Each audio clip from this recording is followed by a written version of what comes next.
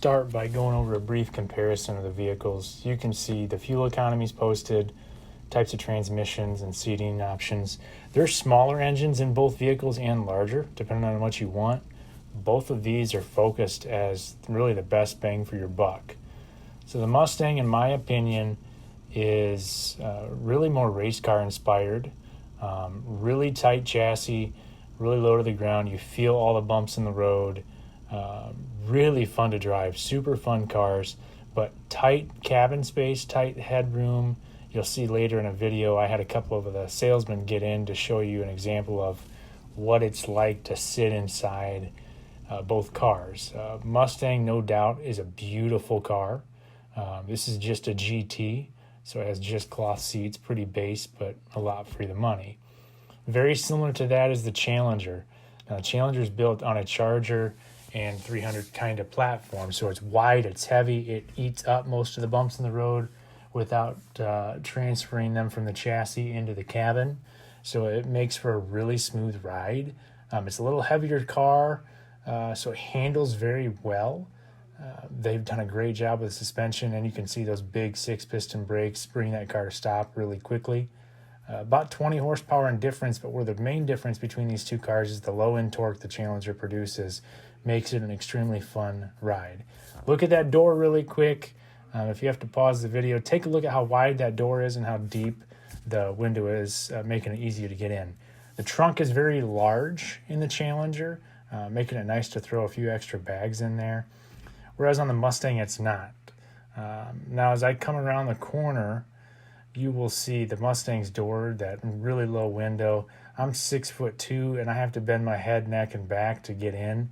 Once I'm in the Mustang, it's comfortable, but it's a tight squeeze. It's a tight chassis. It's very much like a race car, which makes the Mustang so much fun, but it doesn't always make it fun for longer trips. So again, look at this trunk. So not as much room for luggage. Coming inside, both cars are extremely similar with their options and gauges. Some of it might be noise to you, but they have track modes and different track gauges and track options and opportunity to tune the steering and the suspension and engine outputs in different ways to make for a unique drive if you would want to go to the track, or if you just want a nice driver that sounds good.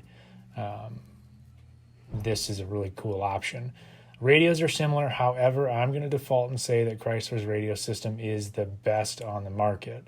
Now, both of these are touchscreen with backup camera options available. I'm showing right here the sport, comfort, and different type of steering options with the toggle switch. Back to the radios, they can have navigation, heated seats, ventilated seats, heated steering wheel, remote start on an automatic, navigation, Apple CarPlay, Android Auto. That's pretty standard on both. The difference is those 5 icons operate many more icons within the radio, and I think it cause it to not work as robust. Passenger seat, you can see how tight the dash seat and door combination is. In the Challenger, a ton more room. There's a lot more room to move around and just be a little bit more comfortable. Sit back, put things behind you. Your view of vision is actually much higher in the Challenger. You can see all those same types of gauge options, the track gauges, the accessory gauges, things like that. But the Challenger is much taller, so it really removes blind spots. Drive modes is really cool. It's something to Challenger. It has custom setup modes where you can go straight to the track mode and get the track-like performance out of the Challenger. Sport, custom, you can do your own thing. Performance pages is one of my favorite things FCA has done with these cars. FCA has came such a long way since the last CEO with how they wanted to engineer their units. So this next one is several different gauge options. Back one is a live dyno. It actually shows you how much horsepower and torque you're putting out while driving. It can show G-force and things like that. Both cars have automatic headlights. If you look here, you have standard drive, but then you can go to manual mode and then a backup camera as well. So Both of these cars, again, similar options, heated seats, ventilated seats, if you would like that sort of thing. Not on these cars in particular, but available on these cars. So it's certainly there. Both your standard, that's an SRT motor, a 6.40 liter Hemi, wonderful motor. It shuts down 4 cylinders to give you better fuel economy, approximately 25 miles per gallon on the highway, which is phenomenal for a 500 horsepower car that has instant torque. And the 5-liter Mustang, produces 420 horse, I believe it is, and about 32 miles per gallon with a manual transmission. So both cars are excellent cars to choose from. Hey guys, Austin. Hey, I just wanted to show you the Mustang for size. Tyson is what, 6'5"? Yeah. And Alex, what are you, 6 foot? Yeah. Alex is pretty much packed back in there. Like no room. No room for his legs whatsoever.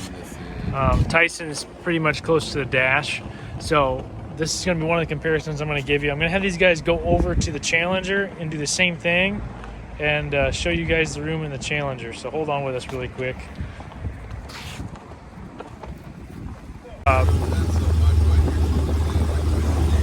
Again, Tyson's all the way at the dash. Alex, you're not up against the back window at least. Still kind of close with his knees, but a little bit better than the Mustang. So just wanted to show you overall size that way. I'll do a couple more videos to show you some other things. Well guys, I hope this video finds you well. A couple things I'd like you to consider going from Challenger to Mustang, Camaro, even the same way, is really what your use is going to be. How often are you going to drive it? Do you want to take it on vacation? Do you want it to be just the two of you?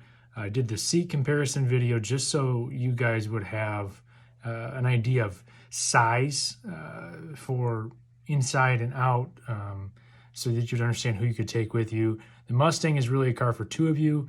It's a car that in my personal selling experience is a really nice car, but you might not want to spend a long time in it because it's so far almost on the ground. The seats are really high bolstered back and side. It gives you more of the race car seat feeling.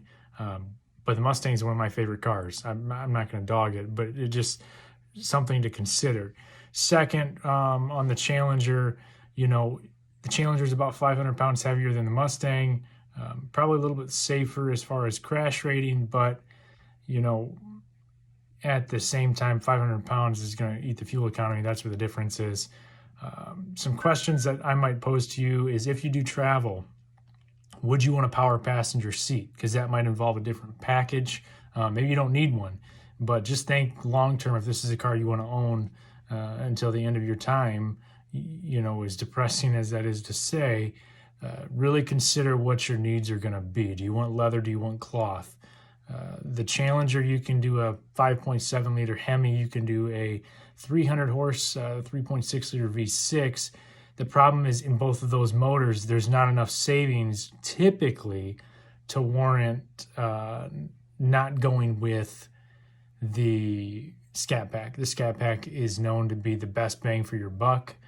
Does have considerably amount of horsepower and torque, but that's a muscle car, and it's the same way that a Mustang is. You can go with the EcoBoost 2.3 liter motor in the Mustang, but it's known to have turbo issues, and that's not really why you buy a sports car. You want something fun that sounds good. So start with those comparisons.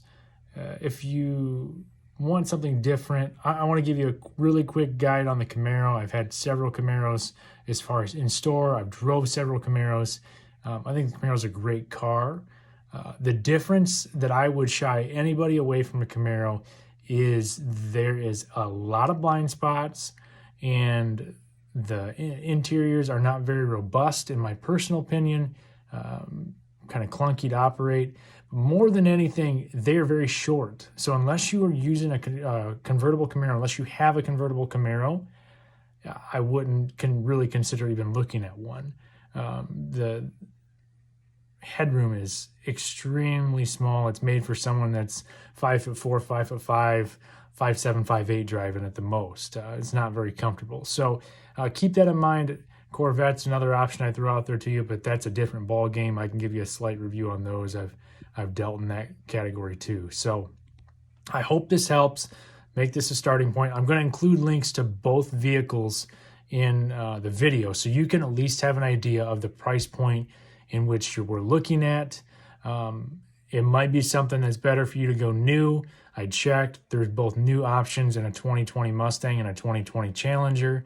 Don't have to buy from me, of course, but I'm willing to accommodate and help you guys in any way possible. So just let me know anything I can do to help. Any questions you have, don't feel any hesitation to reach out. Anything I can do to help you out, I'd be glad to. I hope this helps. If there's any specific questions you see in the video, reach back out. I can readdress them with another video. Don't mind my editing. I threw this together really quick. I just really wanted to get something out to you guys so you got a really good unbiased comparison. So let me know if you have any questions, and thanks so much for everything.